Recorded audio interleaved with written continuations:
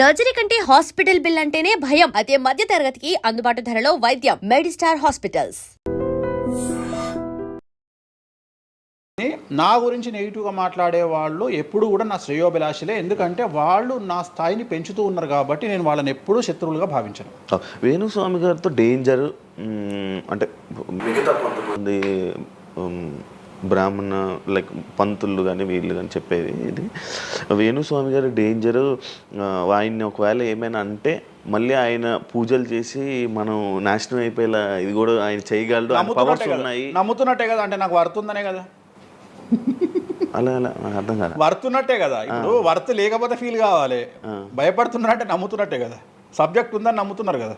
Okay okay powers ఉన్నాయి, powers నమ్ముతున్నారంటే సబ్జెక్టే కదా. అది తప్పేం లేదే దాంట్లో, దాని తప్పేం లేదు కదా. అంటే నా దగ్గర పవర్స్ నమ్ముతున్నారు కదా, అంటే ఇట్ ఈస్ ప్రూవ్డ్ కదా. నేను అనే పాయింట్ ఏంటంటే నేనేదో జనాల్ని ఉద్ధరిస్తా, నేనేదో జనాలకు పూజలు చేసి వాళ్ళను మంచి చేస్తా అనుకున్నప్పుడు ఫస్ట్ అడిగే క్వశ్చన్ ఏంటంటే రేపు ఇచ్చినాయాలా నీకు వచ్చిన సమస్యల్ని క్లియర్ చేసుకోరా అంటారు ఫస్ట్. మరి నా సమస్యలను క్లియర్ చేసుకుంటా కదా. లాజికా కాదా? చేస్తారా నిజంగా? నేను అడిగే పాయింట్ మీకు అర్థం కాలా? అర్థమైంది. నేను చెప్తున్నది ఒకటి, నీకు అర్థమవుతున్నది. నాకు ఒక న్యాయపరమైన చిక్కు వచ్చినప్పుడు దాని నుండి బయటపడడానికి నేను పూజలు చేసుకుంటానా చేసుకోనా? మరి వాటి ద్వారానే కదా నేను జనాలకి. ఇప్పుడు నీకేదన్నా ప్రాబ్లం వచ్చి రేపు పొద్దున వేణుస్వామి గారు నాకు ఈ సమస్య వచ్చింది అంటే సమస్య మీరు ఎప్పుడు నమ్ముతారు? నన్ను మీరు చేశాక అది మీరు నేను బయటపడ్డప్పుడు నమ్ముతారు. అదే మీ సమస్యల నుంచి మీరు బయటపడ్డాక జనాలు నమ్ముతారు. అర్థమైంది. బట్టతల పెట్టుకొని నేను వెంట్రుకలు మొలిపిస్తాను టీవీలో యాడ్ ఇస్తే అమనా బుద్ధులు తిడతారు. అరే నీకే గుండు మీద ఎంటికలు లేవు, నువ్వేం మొలిపిస్తావురా అని. అట్లనే నేను కూడా నా స్టామినా ఏందో జనాలకు తెలియజెప్పాలి అంటే నేను నా సమస్యల నుండి బయటపడ్డప్పుడే కదా ఎదుటి వ్యక్తికి చేసే రైట్స్ నాకు ఉంటాయని చెప్తున్నా. అంటే ఇప్పుడు మీకు వచ్చిన సమస్యల నుంచి మీరు బయటపడ్డారు, మీకు మీరే పూజ చేసుకున్నారు. ఎందుకు చేసుకో? నా జాతకాన్ని నేను విశ్లేషించుకుంటా కదా. ఇప్పుడు నాకు వచ్చే సమస్య నేను అనుకోను, బట్ నేను సమస్యలు వస్తే వాటిని క్లియర్ చేసుకోవడానికి నాకుండే రెమెడీస్ నాకు ఉంటాయి కదా. మీరు చేశారు ఆ పూజల్లో ఎవరైనా నష్టపోయారా? ఎవరిని నేను అనేది ఏంటంటే మనం బాగుండాలని కోరుకుంటాం. ఇంకోటి ఏంటంటే ఫస్ట్ నేను శత్రువుగా భావించాలి కదా. నేను అంత దూరం ఆలోచించాను. నేను ఎదుటి వ్యక్తిని శత్రువుగా ఎప్పుడు భావిస్తా అంటే వ్యక్తిగతంగా వచ్చి నన్ను కొట్టినప్పుడు నేను భావిస్తా. అంటే నా గురించి చెడుగా మాట్లాడడం అనేది నాకు శత్రువు కాదు. ఎందుకంటే వాళ్ళ వృత్తి అది, వాళ్ళ వృత్తి అది. బోల్డ్ మంది మాట్లాడతారు అందరితో, అందరూ శత్రువులు. నేను అదే అంటున్నా. ఇప్పుడు ఇదే వీడియో కింద మళ్ళీ పెడతాడు ఎవడో, మళ్ళీ వచ్చిన వారా పంది అని పెడతాడు. ఇప్పుడు నేను వాడిని వాడిని ఇల్లు ఎత్తుక్కుంటూ పోవాలా? నేను వాడిని ఇల్లు నాకు కనీసం లక్షల్లో క్లయింటేల్ ఉంటుంది. ఈ వీడియో కింద తిడితే మహా తిడితే ఒక 10 మంది తిడతారు. ఈ 10 మంది అలవాటు కాదు, కలియుగ ధర్మము. నేను చాలా ప్రాక్టికల్గా ఉంటా. నేను లేకపోతే ఎంత దమ్ము ఉంటే ధనిష్టలా నేను వచ్చి మందు తాగుతా, నాన్ వెజ్ పెడతా అని చెప్పుకోవాలంటే చాలా విషయం ఉండాలి, మామూలు విషయం కాదు. ఈ కమ్యూనిటీలో తట్టుకోవాలి. అందుకనే నేనేమంటున్నా, ఒక బ్రాహ్మడు అనగానే ఇప్పుడు ఉదాహరణ ఒక పెద్ద పూజారు ఉన్నాడు ఏ గుడికి. ఆ పెద్ద పూజారిని టార్గెట్ చేయాలంటే ఫస్ట్ టార్గెట్ చేసేది నాన్ వెజ్ తింటాడు, లిక్కర్ ముట్టుకుంటాడు అని చెప్తారు. అందుకని నేనే నా బట్టలు ఇప్పేసుకుంటున్నా. అవకాశం లేదు అంటే నేను ఆల్మోస్ట్ అండర్వేర్తో సహా అన్ని ఇప్పేసిన. ఒకవేళ నేను అండర్వేర్ ఉంటే అదే అన్న లాగుదామని ఎవడో వస్తుండే, నేను అది కూడా ఇప్పేసిన. ఇంకేముంది నా నాయన నన్ను ఇప్పడానికి? నా దగ్గర ఏం లేదు కదా. ఇప్పుడు నువ్వేమైనా కొత్తవి చూపిస్తే ఏం చూపిస్తావు? నువ్వేం చూపిస్తావు? సుప్రీంకోర్టు ఇచ్చిన ఆర్డర్ ప్రకారం నేను వేరే అమ్మాయితో పడుకున్నా, అమ్మాయితో ఇష్టంతో పడుకుంటే అది కూడా నాకేం తప్పు లేదు. ఇంకా నువ్వు నాకు ఏం చూపిస్తావు? నేను ఎప్పుడన్నా నేను సామాజికానికి వ్యతిరేకంగా చేసినప్పుడు, శాస్త్రానికి వ్యతిరేకంగా చేసినప్పుడు నువ్వు నా గురించి వ్యతిరేకంగా చూపిస్తావు. అంతే తప్ప నా దగ్గర ఏమున్నాయని చూపిస్తావు? నేను చచ్చే వరకు చూపించలేవు. నేను నన్ను బొందబెట్టే వరకు, నన్ను తగలబెట్టే వరకు నేను తప్పు చేసినా చూపించలేవు. నేను చెయ్యను. మీరే చెప్పేసుకుంటున్నారు. నేనే చెయ్యను. నేను ఇప్పుడు పైసలు లేనివాడు, పైసలు పోగొట్టుకున్నవాడు బెట్టింగ్లోకి పోతాడు. అవును. లేదా ఇప్పుడు కొత్త వ్యవహారాలు ఉన్నాయి. ఒకడేమో నిధులు దొరుకుతాయని పోతాడు, ఒకడేమో రైస్ పుల్లర్ అని పోతాడు. ఇవన్నీ ఏం కావని తెలుసు, మనకు తెలుసు, వాడికి తెలియదు. వాడు మానసికంగా వీక్ కాబట్టి వాడు సొంతంగా డబ్బులు దొంగతనంగా నాకు అవసరమే లేదురా నాయన. నాకు వేరే వ్యాపకాల నుండి డబ్బులు వస్తున్నప్పుడు లంగ పని చేసే అవకాశం నేనెందుకు చేస్తా? నాకు అవసరమే లేదు. నన్ను లంగ పని చేయమని చెప్తే నేను చెయ్య. నాకు వద్దు. నేను లంగ పని చేసే సవ్వాలే లేదు, నాకు అవసరం లేదు. రెండోది ఏంటంటే నా దగ్గరికి రానంత వరకే నా గురించి నెగిటివ్గా మాట్లాడతారు. ఒక్కసారి నా ఆఫీస్లోకి ఎంటర్ అయ్యారు అంటే వానికే అర్థమైపోతుంది, నీ అమ్మాయి కుల్లం ఉన్నాడు రా నాయన, ఈయనతో వేస్ట్, ఈయన దగ్గర ఏం దొరకదు. రెండవది, ఇవాళ ఎక్కడ పడితే అక్కడ కెమెరాలు పెట్టుకొచ్చేటువంటి స్థాయిలో ఇది మనకు సైన్స్ పెరిగింది. ముక్కు పుల్లలు కూడా పెట్టుకొస్తారు, చౌకమ్మలు కూడా పెట్టుకొస్తారు. నేను లంగపని చేస్తే కూర్చొని 2 నిమిషాలు దొరకబట్టి టెలికాస్ట్ చేస్తారు. కానీ మాటలు ఉన్నాయి, క్లారిటీ సాక్ష్యం లేదు. ఇక మరి ఏం చేస్తాను నేను? పోనీ నేను అందరిలాగా దాచిపెట్టే మనిషిని కాదు, దొంగతనంగా లంగపానంగా డోర్లు అన్నీ కుల్లా ఉన్నాయి. మీరు ఎక్కడికొచ్చినా మాట్లాడి నా ఆఫీస్లో ఏమైనా చేయండి, ఓపెన్గా పూజలు చేస్తా. ఇంకొకటి వేరేటోడు పెట్టే కానీ నేనే పూజ పెడుతున్నా. ఇంకోటి 2 బాటిల్ కూడా నా చేతిలో పట్టుకొని అమ్మవారికి నైవేద్యం చేస్తున్నా. పోనీ నేను బాటిల్ దొంగతనంగా ఇది మందు బాటిల్ కాదు అని చెప్తలేను. Blue label bottle, royal salute bottle నేనే పోసి మరి అమ్మవారికి నైవేద్యం చేస్తున్నా. ఇంకా ఎక్కడనే దాపరికం ఉంది? ఇంకా బాటిల్స్ కూడా కాస్ట్లీ, అంటే పెద్ద పెద్ద గెస్టులకే అవి పెద్ద వాళ్ళ విఐపి రేంజ్ని బట్టి పెడతాం. నార్మల్ వాళ్ళు వస్తే వాళ్ళకి తగ్గట్టి వాళ్ళ ఇష్టం. ఇప్పుడు ఉదాహరణ ఇప్పుడు బాలయ్యబాబు చేస్తే మ్యాన్షన్ పెడతాం.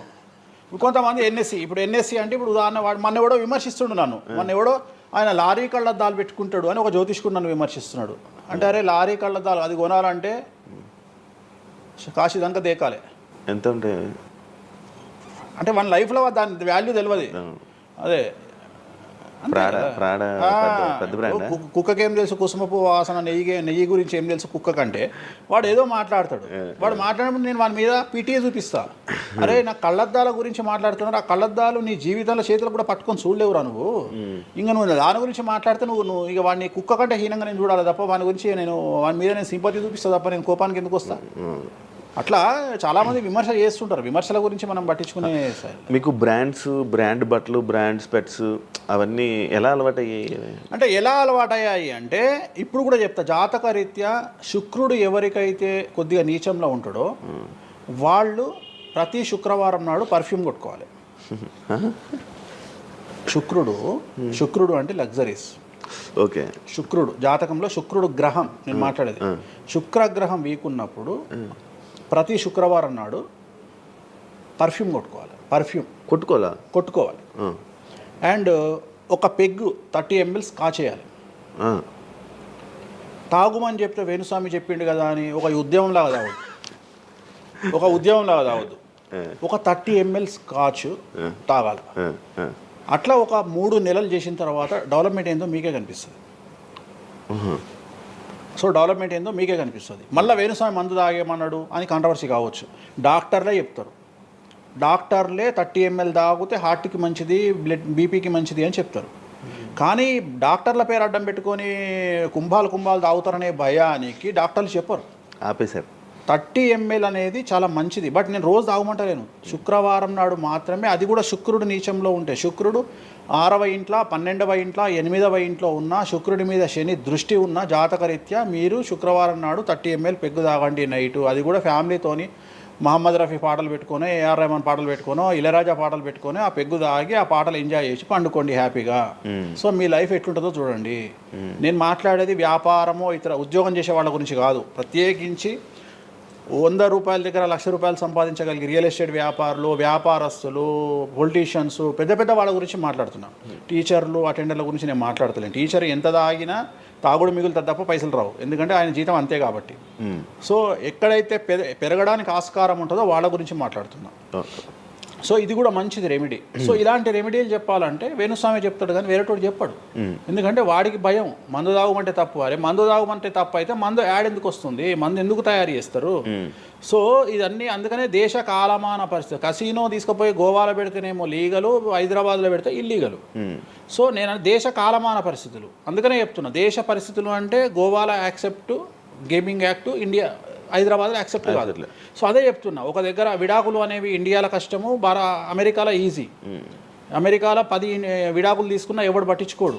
సో ఇవన్నీ కామన్. ఒకప్పుడు ఒక పెళ్లి చేసుకో, రెండో పెళ్లి అనేది చాలా పెద్ద విషయం.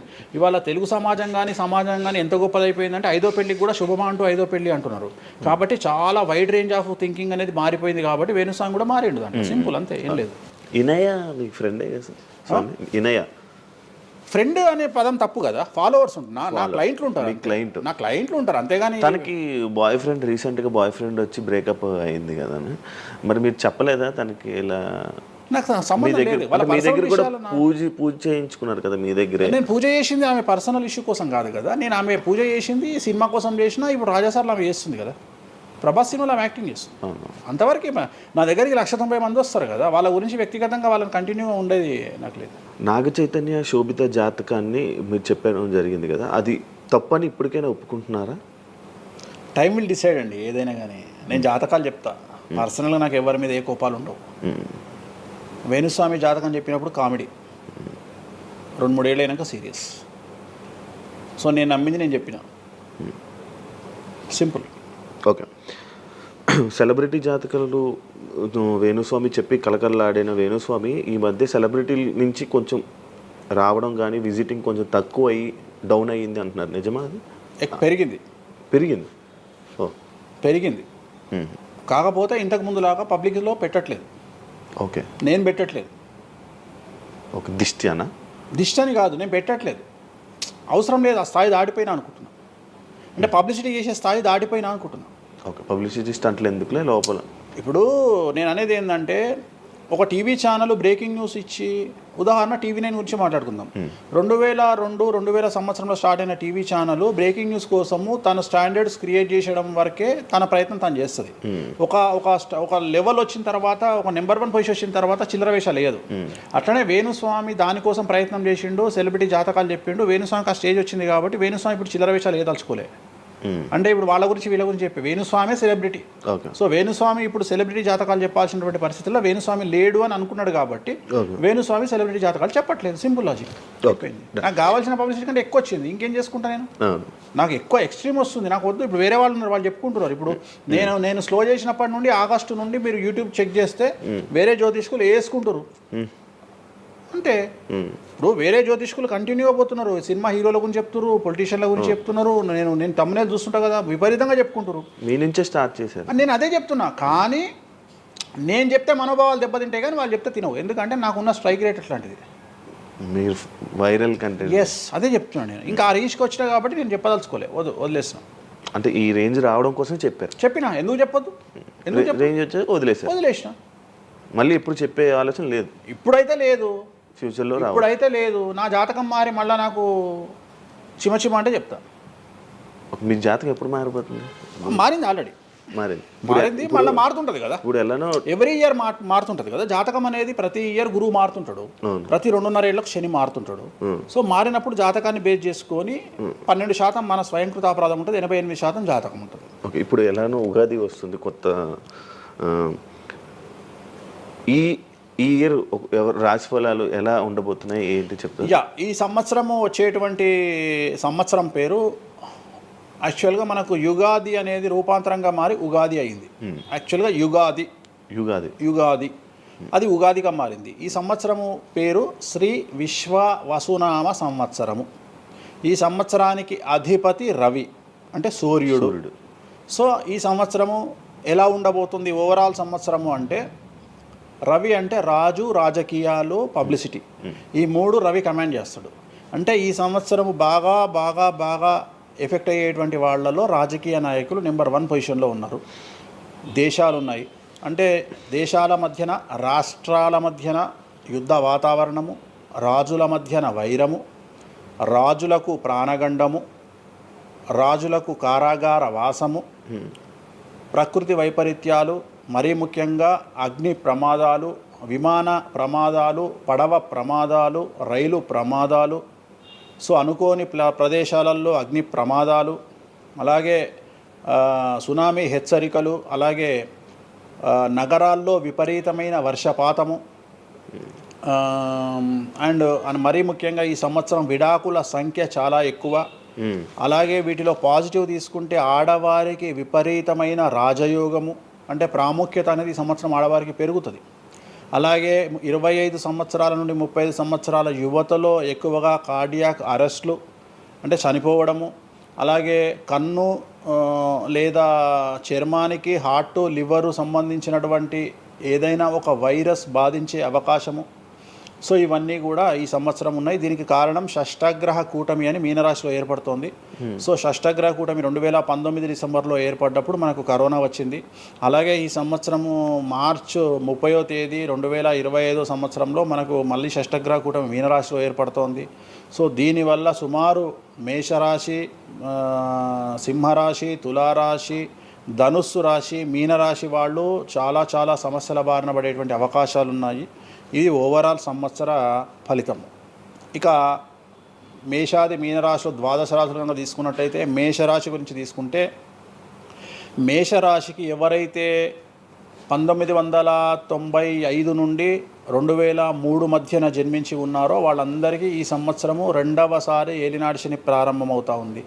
సో రెండవసారి ఏలినాటి శని అనేది చాలా డేంజరు.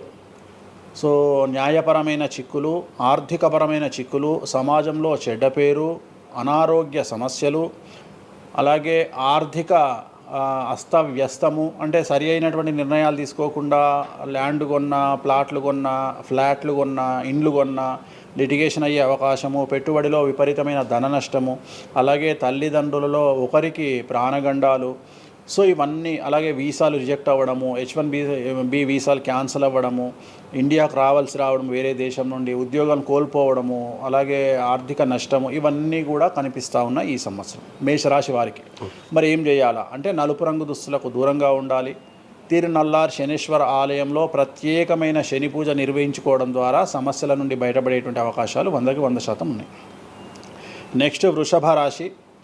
ఈ సంవత్సరం 100కి 100% అనుకూలంగా ఉన్నటువంటి రాశి వృషభ రాశి. పట్టిందల్లా బంగారంగా ఉంటుంది. ఏది చేసినా సక్సెస్ కనిపిస్తుంది. గత 5 సంవత్సరాల నుండి పడుతున్నటువంటి కష్టాలన్నీ తొలగిపోతాయి. సో ఆర్థికంగా విపరీతంగా ఉంటుంది. వ్యాపారంలో రూపాయికి 10 రూపాయల లాభం వస్తుంది. ఉద్యోగస్తులకు ట్రాన్స్ఫర్స్ ఉంటాయి, ప్రమోషన్లు ఉంటాయి. ప్రభుత్వ ఉద్యోగస్తులకు మ్యూచువల్ కింద భార్యాభర్తలు ఒకే ప్రదేశానికి వచ్చేటువంటి అవకాశాలు కనిపిస్తూ ఉన్నాయి. విద్యార్థులకు ఉత్తీర్ణత శాతం ఉంటుంది. అలాగే కోరుకున్నటువంటి యూనివర్సిటీలో ప్లేస్మెంట్స్ దొరుకుతాయి. అలాగే విదేశీ వీసాలు అప్రూవ్ అవుతాయి. రైతులకు 2 పంటలు అనుకూలంగా ఉంటాయి. కళాకారులకు మంచి కార్యక్రమాలు వస్తాయి. విదేశాల్లో కార్యక్రమాలు నిర్వహిస్తారు కళాకారులు. సో ఏ రకంగా తీసుకున్నా వృషభ రాశి వారికి అనుకూలమైన ఫలితాలు ఉన్నాయి. ఎటువంటి రెమెడీస్ అవసరం లేదు. నెక్స్ట్ మిథున రాశి. సో వ్యయగురువు నుండి జన్మగురువులోకి మారుతున్నటువంటి గురువు వల్ల విపరీత రాజయోగం అనేటువంటిది మిథున రాశి వారికి గోచరిస్తూ ఉంది. సో మిథున రాశి వారికి ఈ సంవత్సరం పట్టిందల్లా బంగారంగా ఉంటుంది. ఇంతకుముందు చెప్పినట్టుగా ఈ రాశికి కూడా 100కు 100% అనుకూలంగా ఉంది.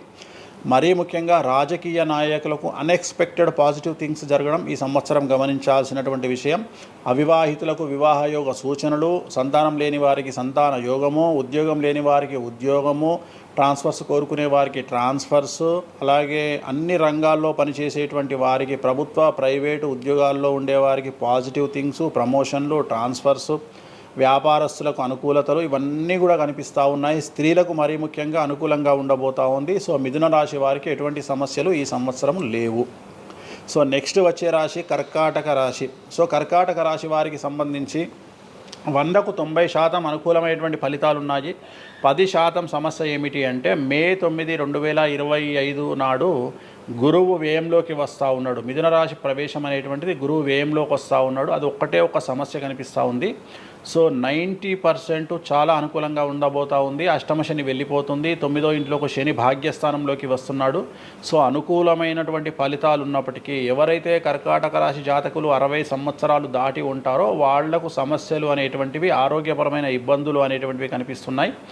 అలాగే తొందరపాటు నడక వల్ల, అంటే మెట్లు ఎక్కేటప్పుడు దిగేటప్పుడు నీరు ఉన్న దగ్గర నడిచేటప్పుడు జాగ్రత్తలు తీసుకోండి. ఎందుకంటే గురువు వ్యయం వల్ల కింద పడి కాళ్ళు చేతులు విరగొట్టుకునే అవకాశం ఉంది కర్కాటక రాశి వారికి. మరి రెమెడీ ఏమిటి అంటే ప్రతి గురువారం నాడు లెమన్ ఎల్లో షర్ట్ ధరించడం మగవాళ్ళైతే, ఆడవాళ్ళైతే లెమన్ ఎల్లో డ్రెస్సును ధరించడం వల్ల కర్కాటక రాశి వారు సమస్యల నుండి బయటపడతారు. నెక్స్ట్ సింహరాశి. సో సింహరాశి జాతకులకు అష్టమ శని ప్రారంభమవుతూ ఉంది. ఖచ్చితంగా అన్ని రంగాల వారికి, చిత్ర పరిశ్రమ వారికి, టీవీ రంగం వారికి, మీడియా రంగం వారికి, రాజకీయ నాయకులకు, వ్యాపారస్తులకు, అన్ని వర్గాల వారికి సమస్యలు ఉంటాయి. న్యాయ వ్యవస్థ పరంగా న్యాయపరమైన చిక్కులుంటాయి, సంచలనాలు నమోదవుతాయి. మీడియాకి ఎక్కే అవకాశం ఉంది. సమాజంలో చెడ్డ పేరు, తల్లి తండ్రి లేదా భార్య భర్త తరపున ఎవరికైనా ఒకళ్లకు ఆరోగ్యపరమైన ఇబ్బందులు ఏర్పడే అవకాశం ఉంది.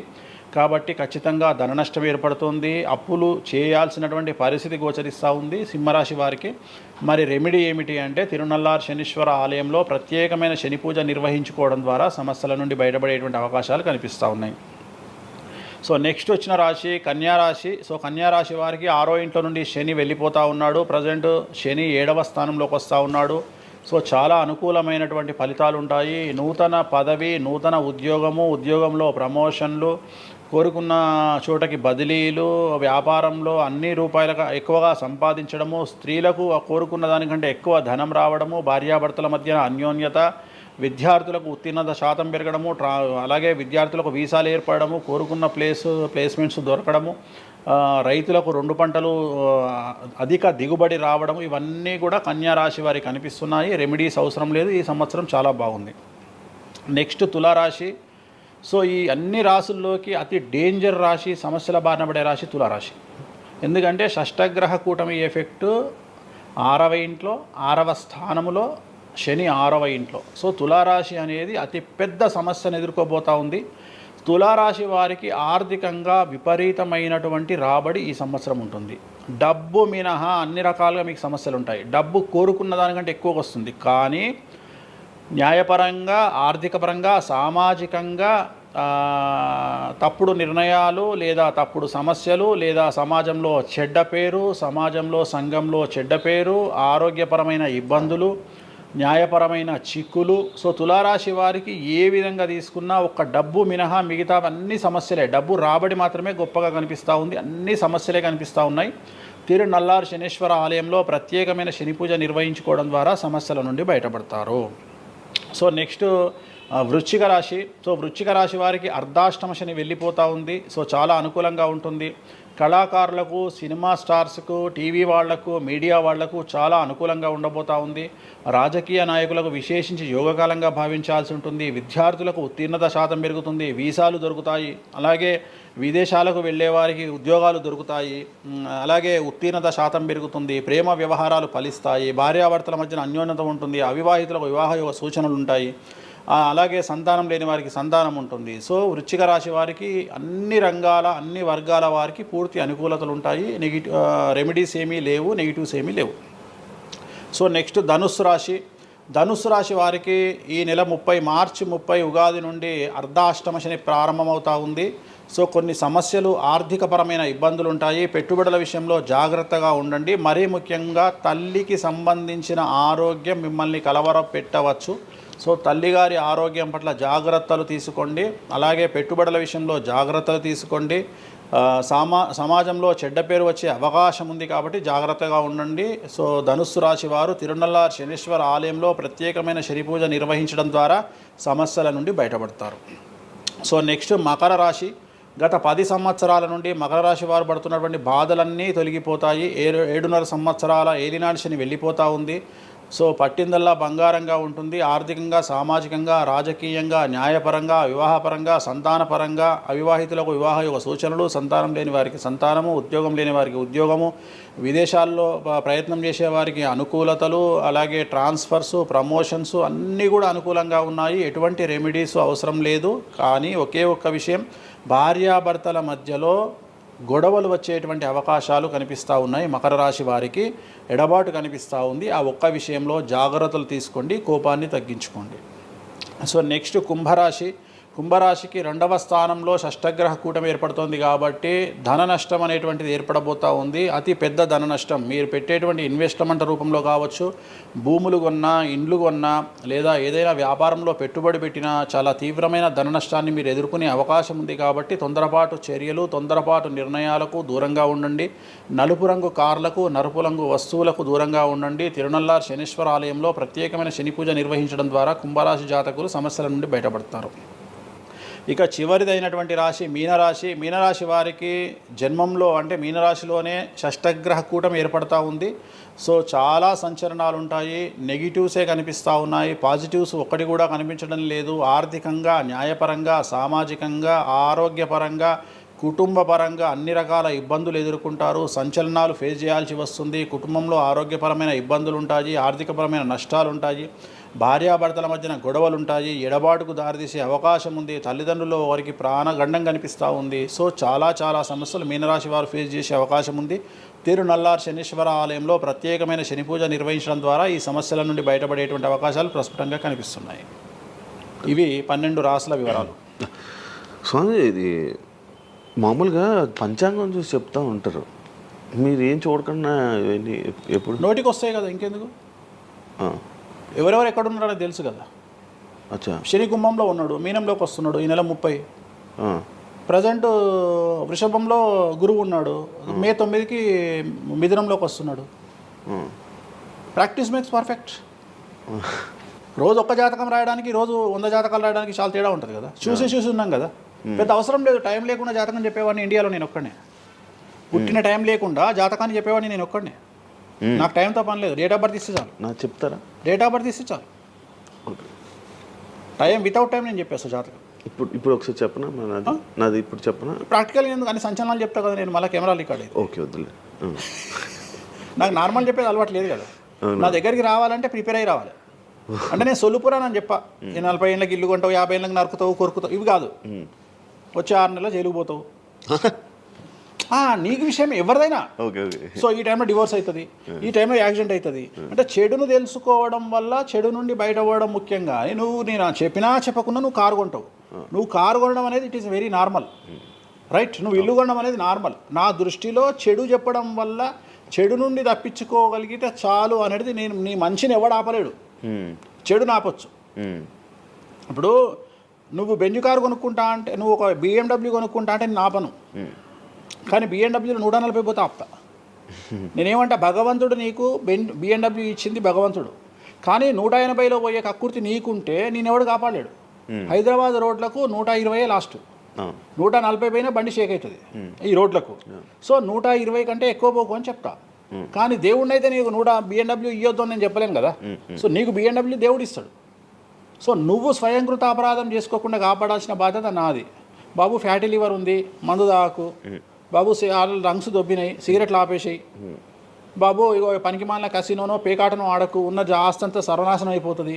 సో ఇవి చెప్పడం నా ధర్మం. అంతేగాని నువ్వు కారు కొంటావు, నువ్వు తోపు అవుతావు, తురుమవుతావు, నువ్వు ఎట్లాగవుతావు? కాదు, ఈ లివర్ మీరు ఎలా చెప్తారు లివర్ పోయింది ఇవన్నీ? జాతకంలో రవి నీచంలో ఉంటే లివర్ పోతుంది. శని రవి కలిసి ఉంటే లివర్ పోతుంది, లివర్ క్యాన్సర్ వల్ల చనిపోతారు.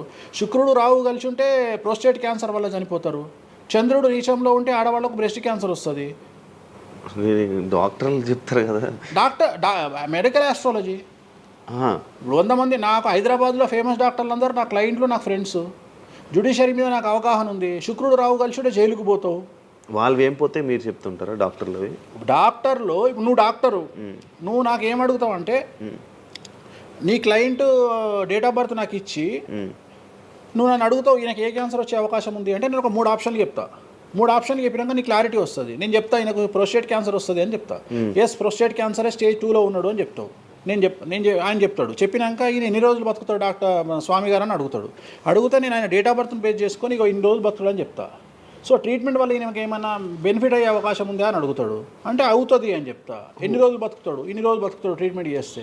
సో మేమిద్దరం కమ్యూనికేట్ చేసుకుంటాం. అంటే డాక్టర్కు నా మీద ఉండే నమ్మకం వల్ల నడుస్తుంది అది. అట్లనే జ్యుడిషియరీ విషయం ఉంది. జ్యుడిషియరీలో ఇప్పుడు ఉదాహరణ ఈడీ కేసు ఉంది, ఎవరి మీద నా జైలుకు పోయిండు. సో ఈడీ కేసులో బెయిల్ దొరకడం చాలా కష్టం. సో నేను బెయిల్ రావడానికి పూజలు చేస్తాను. దానికి కారాగార దోష నివారణ పూజ అని ఉంటుంది. సో ఆ పూజ చేయడం ద్వారా వాళ్ళకి తొందరగా బెయిల్ వస్తుంది. సో దీని మీద అవగాహన ఉండాలంటే జ్యుడిషియరీ మీద అవగాహన ఉండాలి. సో అందుకని నాకున్న సర్కిల్లో నేను ప్రతి విషయాన్ని మాట్లాడతా. నాకు ఏం అలవాటు, రైతుతో మాట్లాడతా. రైతు సబ్జెక్టు జుడిషియరీ జడ్జి కనిపిస్తే జడ్జితో జుడిషియరీ సబ్జెక్టు మాట్లాడతా. ఏసీపీ కనిపిస్తే ఆయనతో లీగల్ సబ్జెక్టులు మాట్లాడతా. డాక్టర్ కనిపిస్తే గైనకాలజిస్ట్తో గైనకాలజీ మాట్లాడతా. ఇప్పుడు ఉదాహరణ, నువ్వు ఇంత మాట్లాడుతున్నావు, నీకు అమ్మాయిల గురించి అవగాహన లేదు, అమ్మాయిల నెలసరి మీద నీకు అవగాహన లేదు. నాకు పూర్తి అవగాహన ఉంది. నా తల్లి, చెల్లి, అత్త, బిడ్డ అందరికీ సంబంధించి 4 రోజులు ఎందుకు టెన్షన్లో ఉంటారో నాకు తెలుసు. నెలసరిలో వాళ్ళని డిస్టర్బ్ నేను చెయ్యను. నా పెళ్ళం నా మీద అరిసినా మూసుకొని కూర్చుంటా, అంతేగాని విడాకులు ఇస్తాను బెదిరియా. అట్లనే డ్యాన్స్ చేసే అమ్మాయికి ఎన్ని కష్టాలు ఉంటాయి. ఒక హీరోయిన్ గురించి చాలా మాట్లాడుకుంటాం. డేట్లో ఉండే హీరోయిన్ డ్యాన్స్ చేయాలంటే ఎంత కష్టం, తనకు కంఫర్టబుల్ జోన్లో ఉండదు ఫిజికల్గా. సో అట్లాంటి అమ్మాయిల గురించి, వాళ్ళ కష్టాల గురించి నాకు తెలుసు. అలాగే PCOD, PCOS అంటే ఏందో నాకు తెలుసు. సో హార్మోన్ ఇన్బ్యాలెన్స్ ఎందుకు వస్తుందో నాకు తెలుసు. వాళ్ళకు గడ్డాలు మీసాలు ఎందుకు వస్తాయో నాకు తెలుసు. వాళ్ళకు థైరాయిడ్ ప్రాబ్లమ్స్ ఎందుకు వస్తాయో నాకు తెలుసు. ఏ జాతకంలో ఏ గ్రహం ఎక్కడ ఉంటే ఎలా ఉంటుందో నాకు తెలుసు. అల్లు అర్జున్ లాంటి తోపు తురుము జైలుకి ఎందుకు పోయిండో నాకు తెలుసు. రేవంత్ రెడ్డి సీఎం ఎందుకు అయ్యిండో నాకు తెలుసు. రైట్? మీకు సూపర్ స్టార్గా కనిపిస్తున్న హీరో తెలుసు, కానీ సినిమాలు లేక సూసైడ్ చేసుకోవడానికి సిద్ధంగా ఉన్న హీరో నాకు కనిపిస్తాడు. అర్థమైందా? మీకు సూపర్ స్టార్ హీరోయిన్ కనిపిస్తుంది, కానీ ప్రేమ పేరుతో ఉన్న సొమ్మంతా తీసుకుపోయి మగవాడికి పెట్టి అడుగు తింటున్న హీరోయిన్ నాకు కనిపిస్తుంది. సో నాకు నెత్తిలో